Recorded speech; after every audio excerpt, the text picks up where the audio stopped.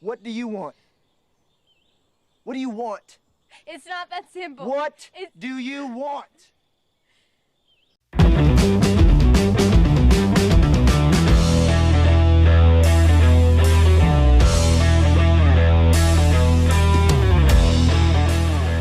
Hey everyone, and welcome back to another episode of Bearing Up. This week we're looking at seeing the gospel in The Notebook. Now you're probably expecting me to do a chick flick, a romantic film, but I feel like let's have something for everybody. Not everybody's gonna like Top Gun. Not everybody. Well, I think everybody likes Forrest Gump just about. But I felt that it would be beneficial to talk about this film in particular because it's a classic. There's so many references to The Notebook everywhere. As far as romantic films go, there's not really one like The Notebook. And I guess of all the Nicholas Sparks movies, it's the most praised, the most recognizable of all of his films. Or all of his books. And so I'll go ahead and say that there are spoilers to this if you have not watched the film. We're going to look at how or what the characters all represent and how this message that's being permeated through the movie, how the gospel plays into that. So appreciate everyone for tuning in. We'll just dive in. By beginning to talk about what each of the characters represent. And it's kind of interesting because there's a lot of films where you can't really look at one character and say, well, they represent this. There's a lot of films you can do that. But through this movie, the characters are they're put into sort of a, this is what I'm trying to get across with this character. This is what I'm trying to get across with this character. And so the main protagonist, one of the two, is Noah. He's the man love interest of Allie, who is the co-star. But Noah represents an unyielding, faithful, everlasting, true love, right? He is the hero, both when he is young, and if you've seen the movie, you know that it starts out and he's an old man, and he's talking to this woman, and he starts telling this story about this young man. Well, it's, the same guy. There's spoiler number one, right? So when he's young, he's this hero, and when he's old, he never gives up on Allie. There's never any doubts. He never relents of his love. He always has her as this. She is the one. I can't give my love to anyone else. And he's sort of framed to be without fault. And he's only emotional. I guess he only lashes out, I guess, when it comes to Allie's commitment to him. He's only emotional because he's worried about her and them together. There is that sort of other woman that kind of gets thrown into there, but it's more of trying to get over her or trying to live life without her than it is about being devoted to this other woman.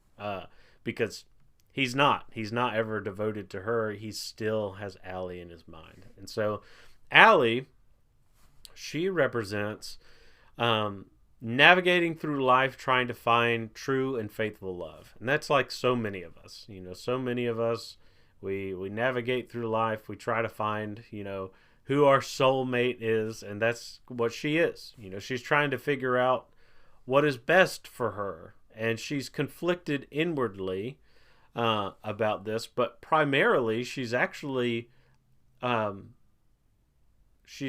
being manipulated by outward things more than she is inwardly.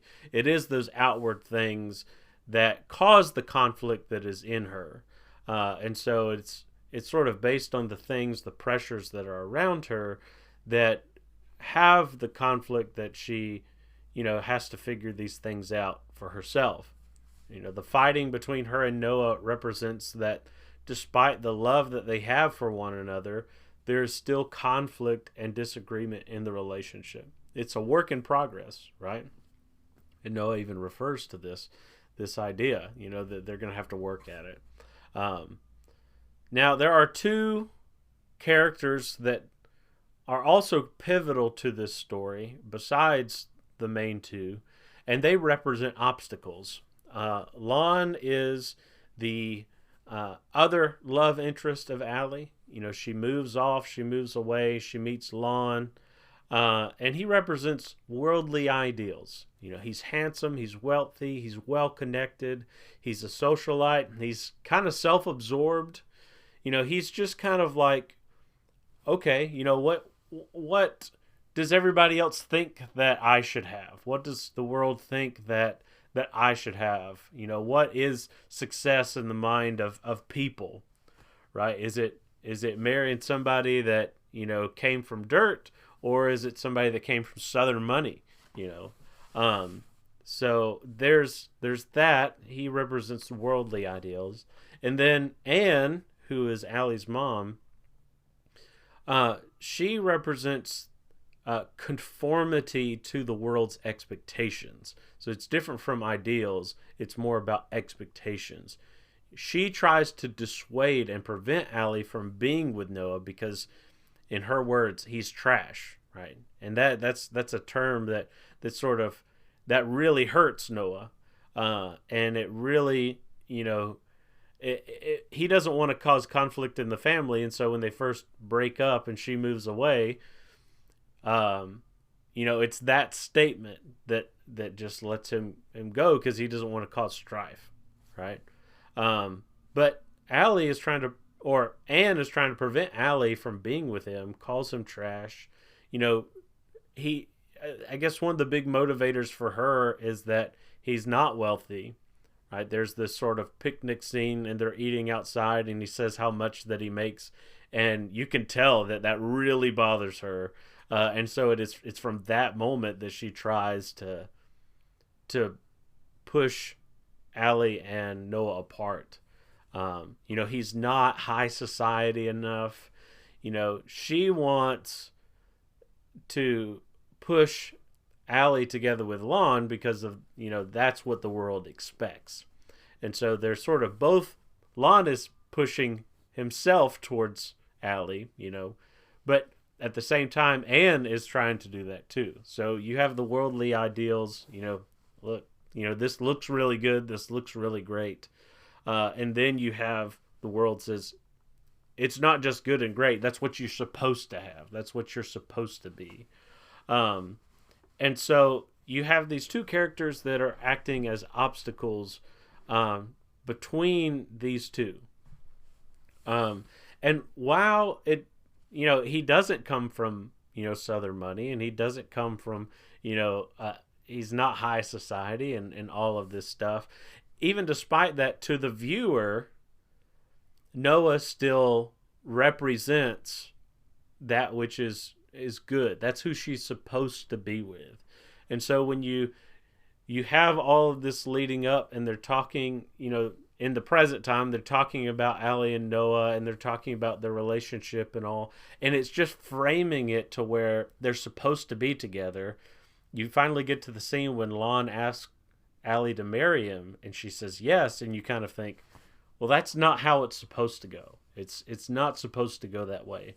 And so you as the viewer are thinking, okay, what's going to happen next? Because this isn't how she's supposed to end up. She's supposed to be with Noah. So the whole point of the film, or if you go back, if you read the book, the whole point is to tell a compelling story about finding pure, faithful, lasting, true love despite how difficult that may be.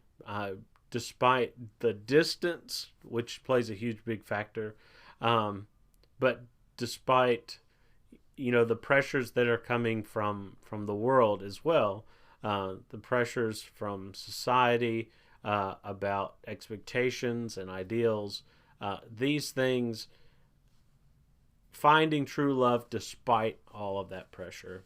We're going to take a quick break and jump back into our discussion. The next half is probably going to be a little bit longer as we sort of explain this stuff even further. So don't go away. We'll be right back. Guys, we thank you so much for watching or listening today. We ask that you'll check out our Facebook, YouTube, Rumble. That's where you can watch the show. This is recorded as a viewing program. But you can also just listen to the podcast on Spotify or Apple Podcasts or wherever you listen to podcasts. You should be able to find us there. We thank you for tuning in. Please like, subscribe, follow, comment on this podcast so that it'll generate those algorithms and allow us to be viewed by others. We want to point out and make note of the Ministry League, which we're a part of. We're part of the Ministry League network. And if you haven't already, download the Ministry League app. Please do that. It's a free app. There's nothing on there. There's no ads. There is a lot on there, but there's no ads. There's no paid things. So it's just a free app, and there's a lot that it has to offer. Lots of free resources, links to other podcasts, all kinds of stuff that is really great. And so check them out, or check out their website, ministryleague.com. They are always busy. The Ministry League is always doing something, whether it is an event or program or a camp, or they are, running seminars. They're doing all kinds of stuff. And so check out the Ministry League. They would greatly appreciate it. So thank you so much for tuning in today. We'll get back into it. Okay, so we've talked about sort of what the characters represent, and from that you can probably see, okay, how that plays into the gospel a bit. But let's discuss it. Let's see, how does the gospel play into this? When we first started this series, we talked about how, the reason why we love the movies that we watch is because it's because of the gospel. It's because they are a shadow of the message of restoration, the message of being with God and to be forgiven of our sins and to have salvation. That's what compels us. The simple answer about how this relates to the gospel is that it's a story about us in Christ. That's what the Notebook is. It is a story about our relationship with Christ. We are Allie. We're trying to find out what's best for us. We're trying to find true love. We're trying to find, we're trying to find the real love that we can't find anywhere else but in Christ. And then Noah, that he represents Jesus. Now, Noah in the film, he has flaws and things like that to make him relatable to others and to help, because he's just a human being. But at the same time, Noah's framed to be, he's like the ultimate good. He is the one that is faithful and true and never gives up. Noah represents Jesus. Lon and Anne, they are different ways the world tries to tear us apart, pull us apart from Christ. So the unfailing love of Noah drives the entire story. While we wait by the sidelines to see what happens, we are angry and unsettled when Allie's mom keeps the letters from her. It's sort of like withholding the word, withholding, the message that needs to get out there. And when Lon flirts with her and sort of steals her away, we get upset by that because, no, she's supposed to be with Noah, right? And Noah's love is never divided. Again, we kind of mentioned we see this other woman there, but she's kind of just a placeholder. She's not she's not really anything for him. And when Allie comes back, he just kind of he leaves her to the sidelines. Um, she goes away, and there's not really anything there. It just kind of goes away, um, because he's not connected to her. He's not devoted to her. There's one and only woman for him, and that's Allie. And so there is this undivided devotion, and that's the way that Christ views the church. He there is no one else for him, and he will be perfectly and faithfully true to his church, and forever, right? So he has his bride, and Christ has his bride, and there is nothing that he would ever do to hurt his bride, or to leave his bride, forsake her, or devalue her. And that's kind of how we see this. We see Noah, even in his old age, and he's taking care of Allie when she has dementia. He's still even faithful when she doesn't know who he is. He's still trying. He still sees he has as much value for her as from the very beginning. And so it just kind of shows that's the kind of love that Christ has for us. I want us to consider this quote from the movie, and it's Noah talking to Allie. There's this big fight scene. We showed just a little bit of it at the very beginning of this podcast, but Allie is unable to tell him what she wants. Right? She doesn't know. She's being pulled. She's already engaged. She's got a wedding dress, and she is, she gave Lon her word, but at the same time she wants Noah. She wants to be with him, and so it's not simple for her. That's her words. It's not that simple. But I want to hear this quote from Noah. We're going to play the clip and just listen to what he has to say here, and tell me that doesn't sound like Christ. So it's not going to be easy. It's going to be really hard. And we're going to have to work at this every day, but I want to do that because I want you. I want all of you forever, you and me, every day. Okay, so this is the perfect representation of what it means to be a Christian. It's not always easy. Our Christian walk is not always easy. We're going to have to work at it. We're going to have to continue in it, but Christ wants to be with us, right? He wants us to be together, and it's going to be hard sometimes. It's going to be hard to be faithful. That's why we have to endure. That's why we have to wear the armor of God. That's why we have to run our race. That's why we have to fight the fight, right? But it's worth having, because Christ wants us to be with him every day forever. He wants us, regardless of how difficult it is in this world of darkness, he wants us to be his. He wants us to be together with him. And that is the love that's being reflected in this film of Christ. That's what everybody wants. Everybody wants this connection like Noah has for Allie. This sort of undying, faithful, forever love for who you are, and no matter what. And that's how Christ loves us. No matter what, forever and always, faithfully, regardless of how difficult it can be sometimes. But this isn't the only parallel we're given of the scriptures and the message of the gospel, and what it takes in this battle that we have to face, of temptation, and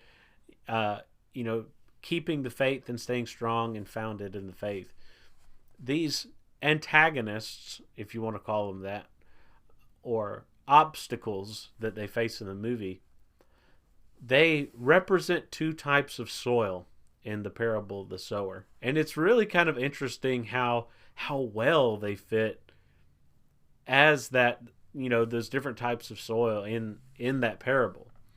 At first, Allie is like the hard path, right? There's this fair, this carnival thing that's going on, and she's kind of like the hard path. Then she doesn't even receive the word. She doesn't receive Noah at all. She doesn't even want to date Noah at first, be with him. Doesn't even give him a chance to begin with. It's only after some persuading on Noah's part that she gives him a chance, right? She has to be persuaded, right? We could think about this as, like we might have to till up the ground so that you're able to plant a seed, and that's what happens. For a person to find true eternal love in Christ, they must first be convinced to give him a chance. There are a lot of people that just won't give him a chance. There's a lot of people that are that hard path that say, I don't like the sound of that. I don't want that. This doesn't make sense to me. But they have to give him a chance if they're ever going to have that eternal love. Eventually, she does give the chance. So, but then we meet the rocky soil, right? The rocky soil is Anne. That's Allie's mother.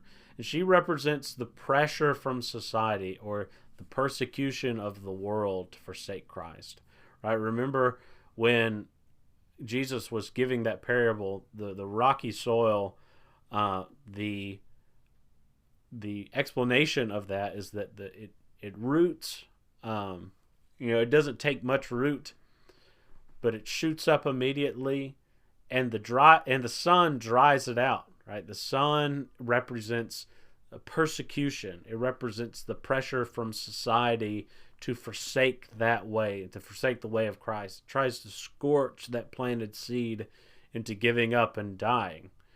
Ant's main tactic to do this is by hiding the letters, talking bad about Noah as well, trying to convince Allie that Noah has moved on and forgotten her. Allie waits for letters and she never receives one. And so, she's trying to make Allie feel like he's done with her, but he's not, obviously. So then there's the thorny soil. The thorny soil in the parable represents the pleasures and cares of the world that choke out the word, right? And that is illustrated, of course, by Lon. Right? Lon is smart, successful, handsome, wealthy.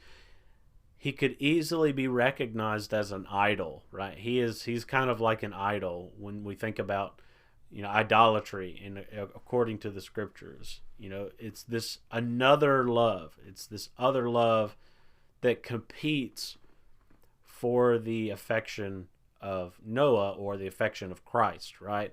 An idol, something that is ideal and something that looks, pleasing, or something that pulls our attention away from Christ.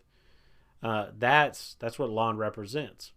And so it's interesting how in this film, Anne and Lon both very neatly fit into that.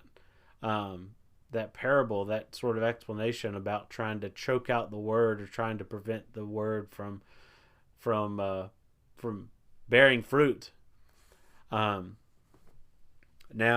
there's this newspaper article scene, and that is like crucial. That is a crucial point in the film. If she had not seen the newspaper article with his picture in front of the house, then she would have never gone back. She would have married Lon. She would have never gone back there. She would have never looked for him. But because she saw that in the newspaper, everything changes. Allie is trying on her wedding dress. She's excited to marry Lon until she sees Noah standing in front of the house that he built for both of them.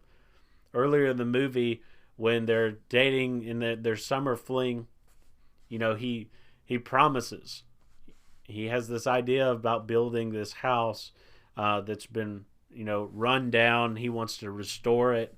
And she says all of these different things that she'd like, in a house. She wants a porch wrapped around. She wants to have this,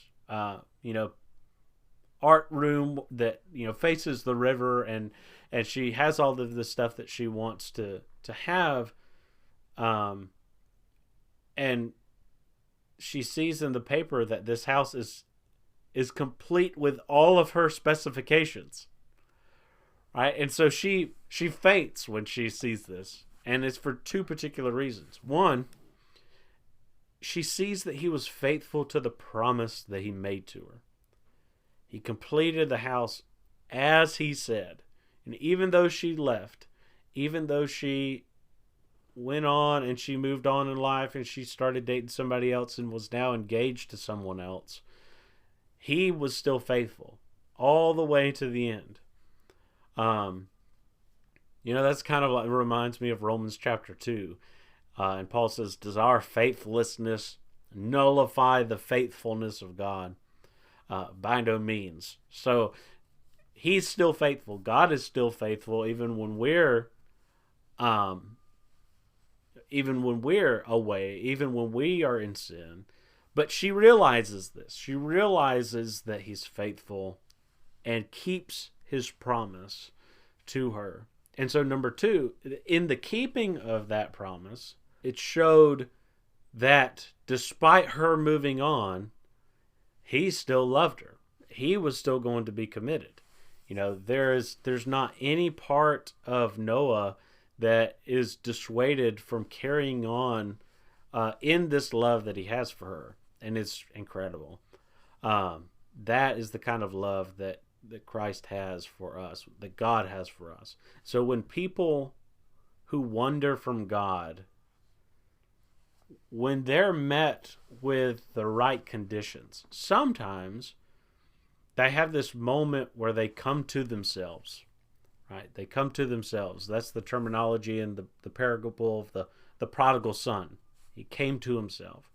They realize that Jesus is what they've been looking for. They've been looking for wholeness. They've been looking for love. They've been looking for peace. We're all looking for those sorts of things.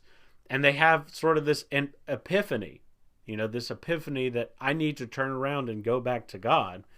And that's what happens here, right? She sees this picture, she faints, and then the next thing that she's looking for Noah. She realizes gradually, after seeking him out, that she has made a mistake, right? Sometimes people, who haven't, maybe they haven't been in church for a while, they come back and they don't immediately go forward. They still have to figure some things out. That's kind of what she does. She kind of goes back to Noah, and they talk and they spend some time together. There's that fight scene, and all of this kind of takes place with them together, and they're trying to figure these things out. And eventually she does make the decision, I have to leave Lon. Noah's the one I need to be with. She realizes that it was a mistake. She really needs to be with him. It's hard for her to tell Lon this because she still loves him. She loves both men. And that's a huge battle for us, right? We might think that that's kind of an awful thing, that she loves Lon. She, made a promise to him, wants to keep it, and she loves Noah at the same time. And, why is it so difficult as us, the viewer? Because we're like, you need to be with Noah. But she loves him. She loves Lon. And so this is a huge battle for her, and it's a battle for us. We want to be with Jesus, but at the same time, we want to be committed to the world. And we can't do that. The movie could not have continued or ended on a happy note with her devoted to both guys. It would not have worked. Lon wants Allie and Noah wants Allie. They're not going to share Allie. They're not going to both be married to her.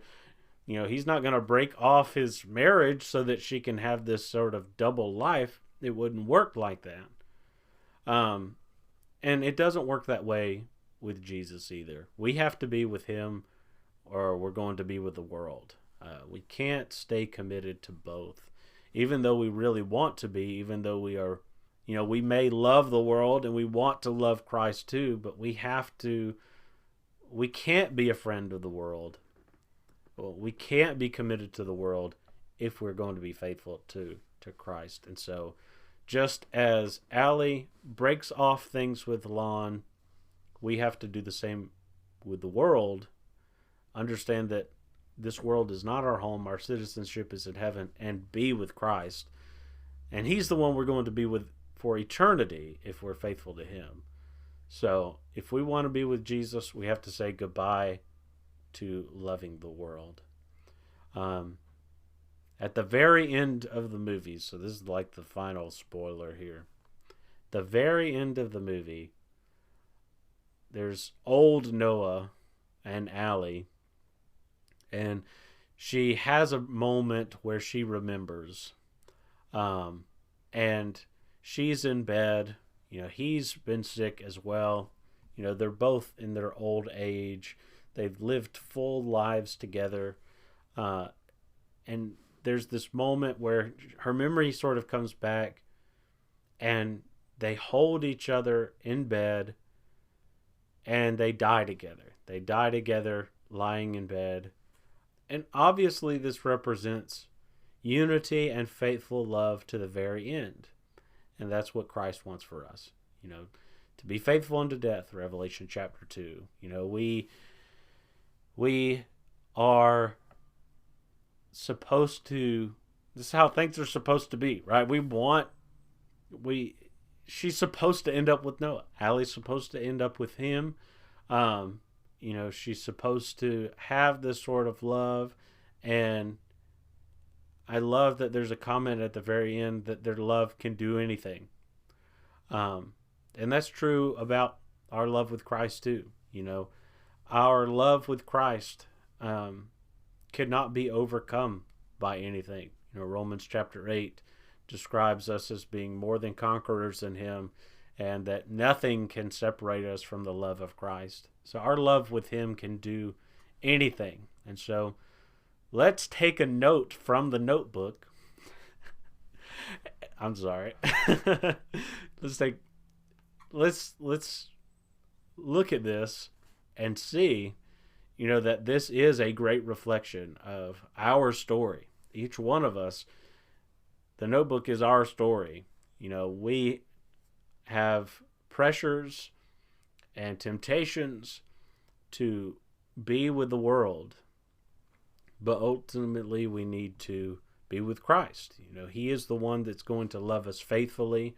Unlike Lon, he's not self-absorbed. He wants to just do everything that he can for Allie, and that's the way that Christ loves us too. Not in giving us a bunch of physical possessions. Certainly we are blessed in those ways, and God blesses us in those ways, but that's not what he's mostly concerned about. He's mostly concerned about his relationship with us.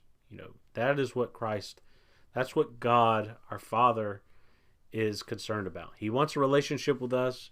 He wants us to be faithful. He wants to be ours, and he wants us to be his. And so I appreciate if you've listened all the way to the end. Thank you for tuning in for this episode of Bearing Up. Look forward to next week and what we have in store. But I appreciate you tuning in today. I hope that you've liked this series. Every other week, looking at a different movie. If you like this, we can continue to do this.